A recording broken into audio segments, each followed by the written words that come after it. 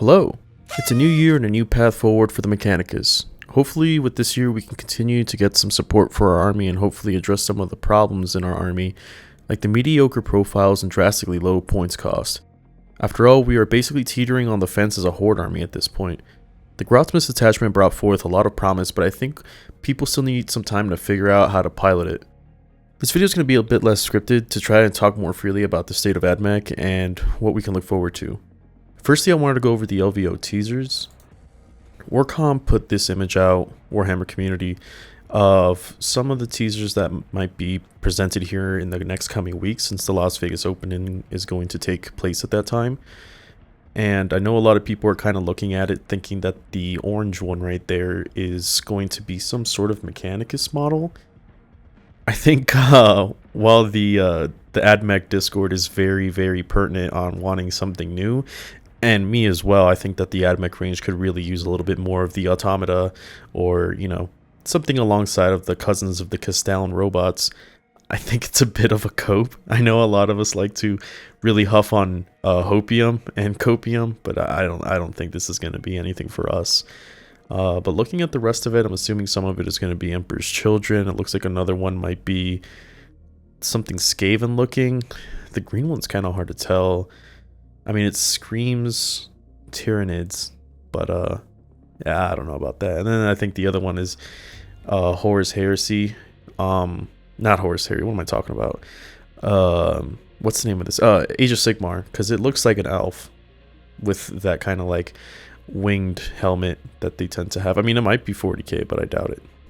I've also seen this screenshot here that somebody's trying to tell GW that they forgot to put Horus Heresy on the little banner, so to speak, that they put out, and GW looks like they're teasing that maybe they didn't. Well, I guess it's worth mentioning that it's coming from the 40k Facebook group in this instance, but I don't think they're going to be porting 30k Mechanicum to 40k. I mean, I know that they got a bit of backlash a couple months ago, if you want to call it that, more like criticism about them not bringing forth that line. They had no plans to do it, and then instead we got Scatros, and then we got kind of told to kick rocks. But I mean, maybe here's the thing, I'm carefully optimistic, right? I think that's the way to approach these things, because I don't know, I like my robots. I'm going to squeeze my robots into whatever I can. No, they're not optimal. Would it be cool to have a better shooting variant, or a more dedicated shooting variant of a Castellan, and then the Castellans take more of a melee role? That would be kind of cool, because as it stands now, the Mechanicus army just kind of has Cataphrons to be the big, you know, arc rifle heavy weapon team. This destroyers just aren't pulling their weight, and it would be cool to have like a platform that is a little bit tougher, just like the Castellans are, better at shooting but easier to get tagged, right?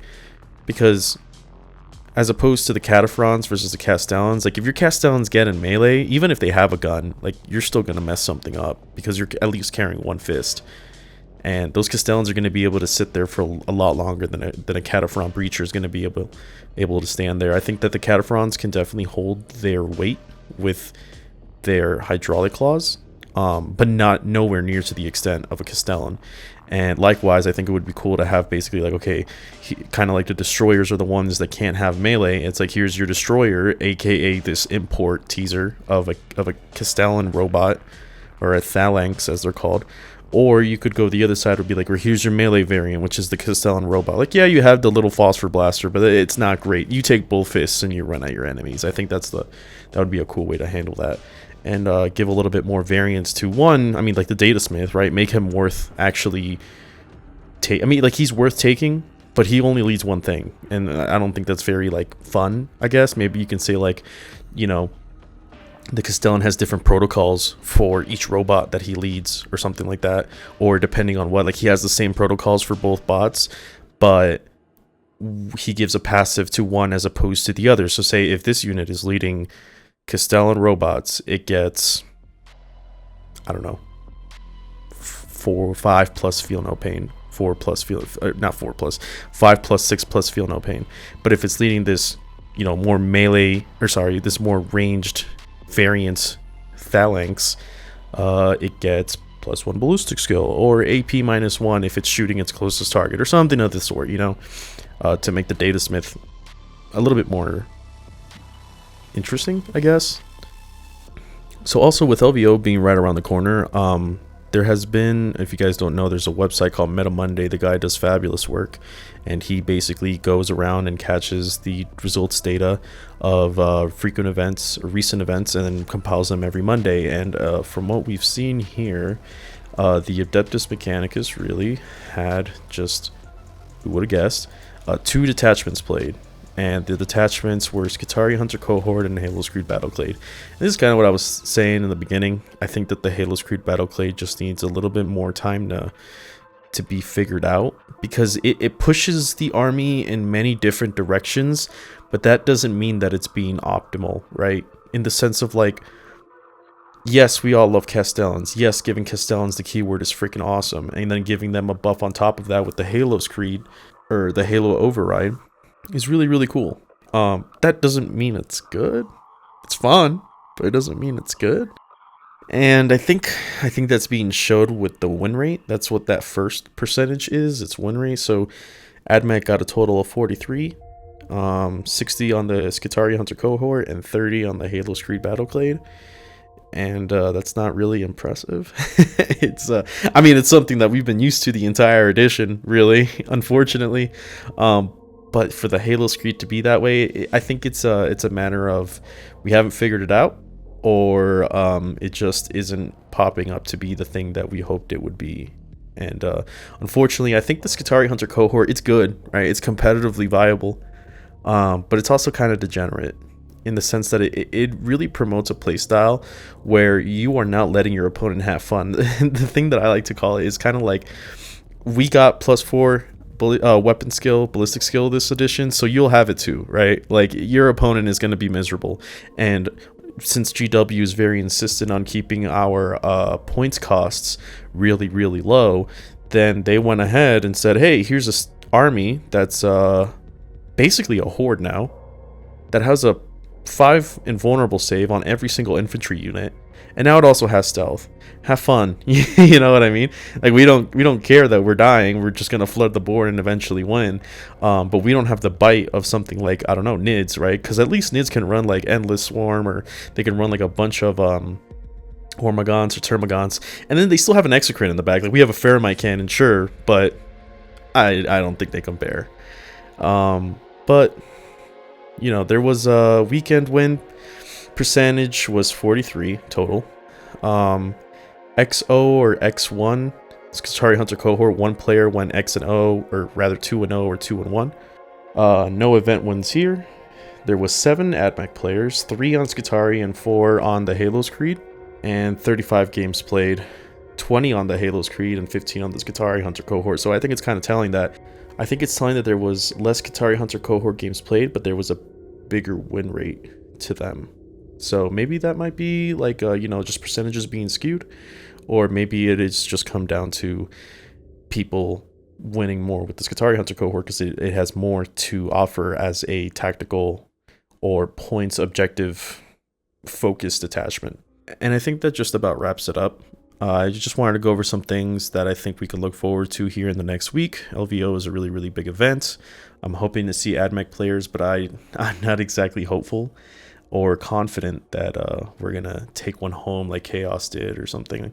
Our army just isn't in that place, especially with the way that people are starting to figure out more of the Grotsmas detachments. I think that a lot of people are starting to really lean on Deathwatch, right? I guess their griping paid off. Our griping paid off earlier in the edition, but I don't think it came to the extent of the Deathwatch.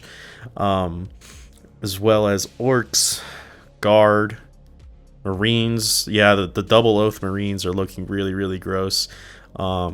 It's just, I don't think we have a place in the meta. Usually it kind of like leans on like Horde or Elite or heavy tanks, you know, like heavy lists, and we don't have either. And that's kind of our issue, right? Is that we're very, very low on elites, And our heavy support really just comes down to the Scorpius. I mean, the Onager is like on an awesome model, but it's not great on the tabletop. So all we have to lean on, kind of like I covered on the Cataphren video, is strength 5 profiles across different bodies that largely do the same thing. I mean, like the Cerberus Raiders are one of my favorite units. Tactico Obliqua back in 8th was an amazing ability.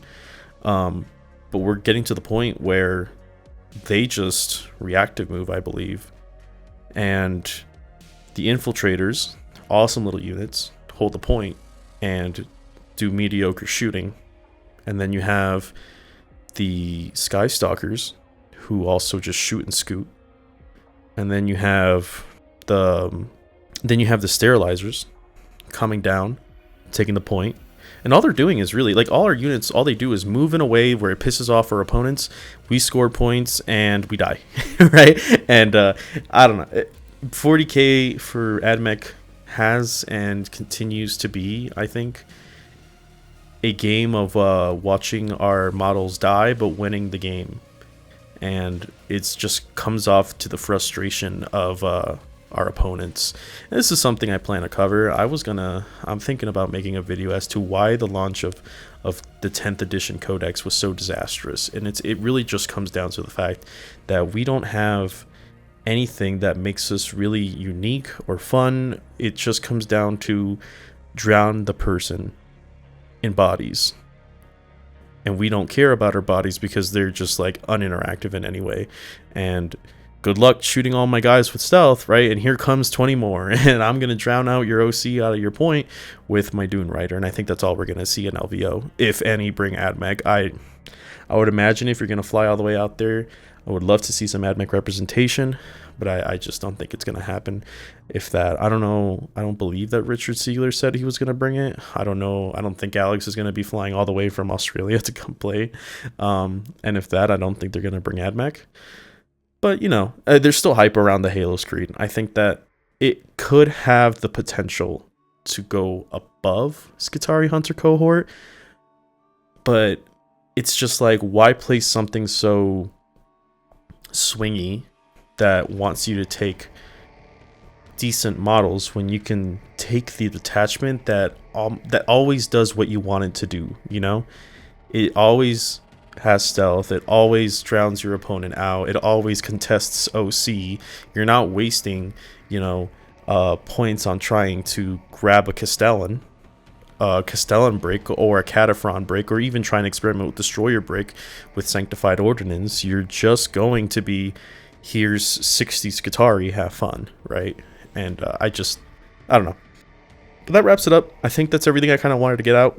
I'm looking forward to seeing LVO and seeing how our army performs. I'll also probably be paying more attention to CSM personally.